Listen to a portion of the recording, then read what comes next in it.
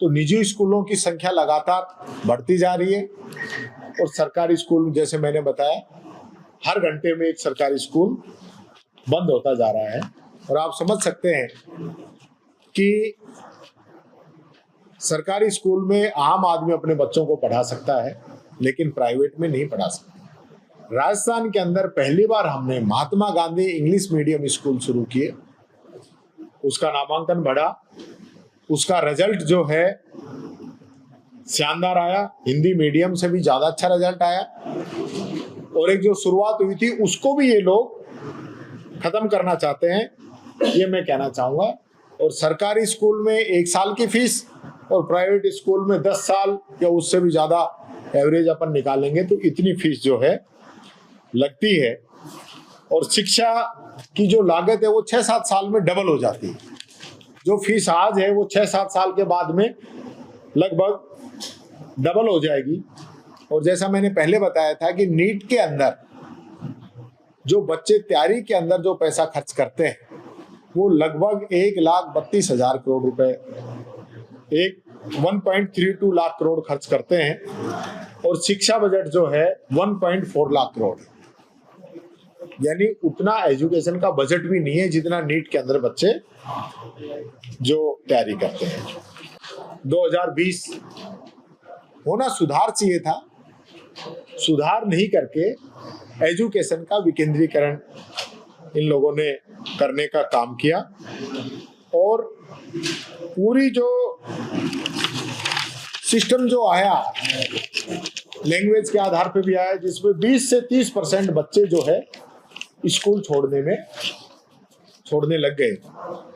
और पूरा education system का इन्होंने संघीकरण भी किया है। पूरा आरएसएस के लोग जो है उनको इन लोगों ने जितनी भी एजुकेशन सिस्टम है इनमें लगाया गया।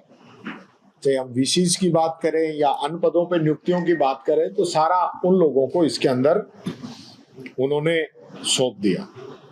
और शोध का हालत यह है कि गौमूत्र पर शोध के लिए 98 करोड़ रुपए खर्च कर दिए गए, जिसमें आईआईटी की टीमें 6 साल से काम कर रही।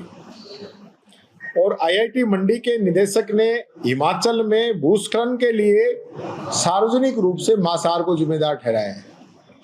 ये तो इनकी शिक्षा शोध में विचारधारा की बात चल रही है। इसी प्रकार से 1000 बच्चों में से सिर्फ 12 को ही स्थायी वेतन वाली नौकरी मिल रही है। तो आप समझ सकते हैं कि कितने बच्चे मेहनत करते हैं और उन बच्चों में से कितनों को रोजगार मिलता है। अभी भी नीट की हम बात कर रहे थे, लगभग 1.25 लाख पद थे और पेपर दे रहे हैं लगभग 25 लाख। बाकी बच्चे कहाँ जाए? इनकी और गवर्नमेंट का कोई ध्यान नहीं है। और 1000 में से 297 बच्चे तो बेरोजगार ही रह जाते हैं, उनको कहीं भी किसी भी प्रकार का रोजगार नहीं मिलता है। बाकी लगभग 691 बच्चे जो है वो कोई नरेगा में काम कर रहा है, कोई मजदूरी कर रहा है, कोई सड़क पे कर रहा है, कोई कहीं कर रहा है, ये स्थिति है। तो ये पूरा एजुकेशन मॉडल जो हिंदुस्तान का है। 2024 के अंदर सफाई कर्मियों की भर्ती निकली हरियाणा के अंदर 2024 में, जिसमें 46,000 जो है पोस्ट ग्रेजुएट बच्चों ने अप्लाई किया, 46,000 से ज्यादा बच्चों ने। तो ये स्थिति है। अगर हम बात करें जनरली आईएएस परीक्षा की तो 3000 में से एक आईएएस बनता है, 3000 में से 30 बच्चे आईआईटी के अंदर जाते हैं और 3000 में से 180 बच्चे डॉक्टर बनते हैं। बाकी सारे बच्चे रह जाते हैं, उनका इनके अंदर चयन नहीं हो पाता है। मेरे कहने का मतलब ये है कि जब इतना बड़ा ये एक स्केल पे पूरा एक जनता से, अभिभावकों से पैसा लूटने का सिस्टम चल रहा है, तो सरकार इसमें कहाँ खड़ी है? सरकार की इसके अंदर क्या भागीदारी है? सरकार की इसके अंदर क्या जिम्मेदारी है? वो कहीं भी सरकार की तरफ से इसमें तय नहीं है। और इसी कारण बच्चे जो है सुसाइड कर रहे हैं। अभिभावक लोन लेते हैं, लोन समय पे चुका नहीं पाते, उसकी वजह से पूरी जिंदगी वो कर्जे में डूबे रहते हैं, ये स्थिति बता रही है। तो इसमें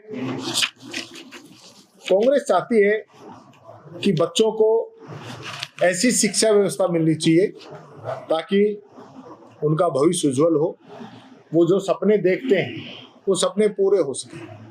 आज जिस प्रकार का माहौल क्रिएट कर रखा है, हर बच्चा चाहता है कि मैं आईएएस बनूं, मैं डॉक्टर बनूं, मैं इंजीनियर बनूं। 4-5 सेक्टर हैं, इसके अलावा बात ही नहीं करता है। और ये सारी मुहिम जो चला रखी है, ये गवर्नमेंट के सहयोग से कोचिंग संस्थान के द्वारा चलाई गई है। सरकार की तरफ से अलग जो है विकल्प बच्चों को उपलब्ध नहीं कराए गए हैं।